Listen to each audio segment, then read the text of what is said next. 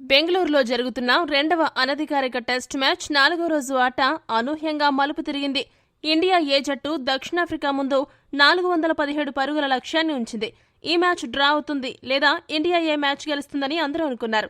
కానీ ఇండియా ఏ నిర్దేశించిన 417 పరుగుల భారీ లక్ష్య ఛేదనలో సౌత్ ఆఫ్రికా ఏ జట్టు అద్భుతమైన పోరాట పటిమను ప్రదర్శించింది. అనూహ్యంగా దక్షిణాఫ్రికా బ్యాటర్లు నెక్స్ట్ లెవెల్ బ్యాటింగ్తో అదరగొట్టి భారీ లక్ష్యాన్ని ఛేదించి అబ్బురపరిచారు. ఇండియా ఏ జట్టుకు ఊహించని షాక్ ఇచ్చారు. ఈ మ్యాచ్లో భారత బౌలర్లు ఎన్ని వ్యూహాలు వేసినా అవన్నీ కూడా దక్షిణాఫ్రికా ముందు నిలబడలేదు. ఇండియా ఏ స్పిన్ అలానే ఫాస్ట్ బౌలింగ్ విభాగాలు దక్షిణాఫ్రికా బ్యాటింగ్ గోడను బద్దలు కొట్టలేకపోయాయి. దీంతో ఈ మ్యాచ్లో దక్షిణాఫ్రికా జట్టు 5 వికెట్ల తేడాతో విజయం దక్కించుకుంది. ఈ సిరీస్లో మొదటి టెస్ట్ ఇండియా, రెండవ టెస్ట్ దక్షిణాఫ్రికా గెలవడంతో సిరీస్ సమమైంది. ఇండియాకు ఈ మ్యాచ్లో బ్యాడ్ న్యూస్ ఏంటంటే భారత టెస్ట్ జట్టుకు ఎంపికైన కుల్దీప్ యాదవ్, సిరాజ్, ఆకాష్ దీప్ ఈ ముగ్గురు కూడా దక్షిణాఫ్రికా బ్యాటర్లను పెద్దగా ఇబ్బంది పెట్టలేకపోయారు. మరి అసలు టెస్ట్ సిరీస్ సమయానికి భారత కోచ్లు వీరి బౌలింగ్లో ఎలాంటి మార్పులు తెచ్చి దక్షిణాఫ్రికాను ఇబ్బంది పెడతారో చూడాలి. ఇక 4వ రోజు హైలైట్స్ విషయానికి వస్తే ఒక్క వికెట్ కూడా నష్టపోకుండా 25 పరుగుల ఓవర్ నెట్ స్కోర్ వద్ద 4వ రోజు బ్యాటింగ్ ప్రారంభించిన సఫారీ ఓపెనర్లు భారత బౌలర్లకు ఏమాత్రం అవకాశం ఇవ్వకుండా క్రీజులో పాతుకుపోయారు. పిచ్ బ్యాటింగ్కు అనుకూలించడంతో ఓపెనర్లు జోర్డాన్ హెర్మన్ మరియు లెస్కో సెనోక్వానే పట్టుదలగా ఆడారు. ఇద్దరూ కలిసి తొలి వికెట్కు ఏకంగా 156 పరుగుల భారీ భాగస్వామ్యాన్ని నెలకొల్పి భారత శిబిరంలో ఆందోళన రేపారు.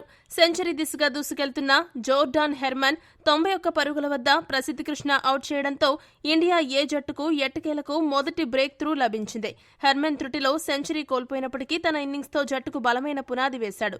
మరోవైపు లెస్కో సెనోక్వానే కూడా ఫస్ట్ క్లాస్ క్రికెట్లో తన అత్యుత్తమ స్కోరును నమోదు చేస్తూ అర్ధ సెంచరీ పూర్తి చేసుకున్నాడు. అనంతరం క్రీజులోకి వచ్చిన జుబేర్ హంజాతో కలిసి సెనోక్వానే ఇన్నింగ్స్ను ముందుకు నడిపించాడు. అయితే నిలకడగా ఆడుతున్న సెనోక్వానేను 77 పరుగుల వద్ద హర్ష్ దూబే పెవిలియన్కు పంపించాడు.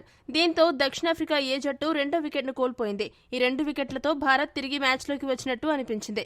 అయితే ఆ తర్వాత కూడా దక్షిణాఫ్రికా బ్యాటర్లు జుబేర్ హంజా మరియు అనుభవజ్ఞుడైన టెంబా బౌమా ఎక్కడా తగ్గకుండా బ్యాటింగ్ చేసి ఇండియా ఏ ఆటగాళ్లకు చెమటలు పట్టించారు. జుబేర్ హంజా, టెంబా బౌమా ఇద్దరూ కలిసి 3వ వికెట్కు 107 పరుగుల భాగస్వామ్యాన్ని నెలకొల్పారు. దక్షిణాఫ్రికా స్కోర్ను 300 మార్కు దాటించారు. అయితే 77 పరుగుల వద్ద హంజా ప్రసిద్ధ్ కృష్ణ బౌలింగ్లో అవుట్ అయ్యాడు. కానీ అప్పటికే భారత జట్టు ఓటమి ఖాయమైంది. ఇక ఆ తర్వాత క్రీజులోకి వచ్చిన దక్షిణాఫ్రికా కెప్టెన్ మార్క్వెస్ అఖెర్మాన్ వేగంగా పరుగులు చేయడం ప్రారంభించాడు. అతడికి బౌమా అండగా నిలిచాడు. కానీ 24 పరుగుల వద్ద మార్క్వెస్ అఖెర్మాన్ సిరాజ్ బౌలింగ్లో కీపర్కు క్యాచ్ ఇచ్చి అవుట్ అయ్యాడు. ఇక ఆ తర్వాత బౌమా 59 పరుగుల వద్ద ఆకాష్ దీప్ బౌలింగ్లో అవుట్ అవ్వడంతో ఈ మ్యాచ్ కాస్త రసవత్తరంగా మారుతుందేమో అని అనుకున్నారు. కానీ ఆ అవకాశం ఇవ్వకుండా దక్షిణాఫ్రికా బ్యాటర్లు కోనూర్, వూరెన్ ఎక్కడా ఒత్తిడికి లోను కాకుండా 100 స్ట్రైక్ రేట్తో బ్యాటింగ్ చేసి అబ్బురపరిచారు. దక్షిణాఫ్రికాను దగ్గరుండి సునాయాసంగా గెలిపించారు. ఇక 4వ రోజు పిచ్పై భారత బౌలర్లు వికెట్ తీయడానికి తీవ్రంగా శ్రమించారు.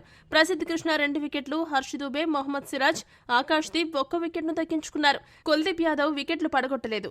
ఇక ఆ సమయంలో దక్షిణాఫ్రికా బ్యాటర్లను మన బౌలర్లు పెద్దగా ఇబ్బంది పెట్టలేకపోయారు, వికెట్లు తీయలేకపోయారు. ఈ వీడియో గనుక మీకు నచ్చినట్టయితే లైక్, షేర్, కామెంట్ చేయండి. మరిన్ని స్పోర్ట్స్ అప్డేట్స్ కోసం మా ఛానల్ను సబ్స్క్రైబ్ చేసుకోండి.